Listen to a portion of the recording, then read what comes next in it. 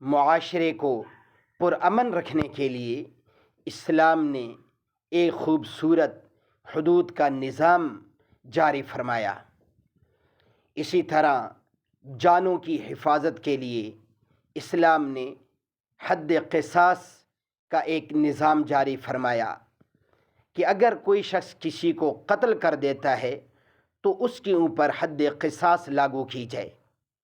اب ایک شخص دوسرے کو قتل کرنے سے پہلے کئی مرتبہ سوچے گا اور وہ آسانی سے دوسرے شخص کی جان کا دشمن نہیں بن پائے گا۔ اسی طرح ایمان کی حفاظت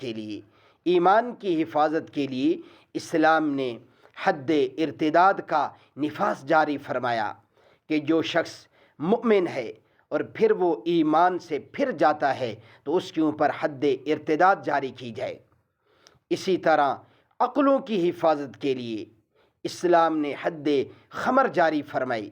خمر شراب کو کہتے ہیں، اور جب کوئی شخص شراب پی لیتا ہے تو اس کی عقل جاتی رہتی ہے، وہ پاگل اور دیوانہ ہو جاتا ہے۔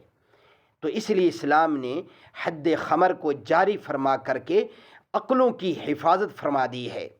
اور اسی طرح مالوں کی حفاظت کے لیے حد سرقہ کا اسلام نے نظام جاری فرمایا۔ اگر کوئی شخص کسی کی چوری کرتا ہے، کسی کا مال ضائع کرتا ہے تو اس کے اوپر حد سرقہ جاری کی جائے۔ تو یہ ایک اسلام نے اپنے معاشرے کو پرامن رکھنے کے لیے، پرسکون رکھنے کے لیے اور چیزوں کی حفاظت کے لیے حدود کا خوبصورت نظام مہیا کیا ہے۔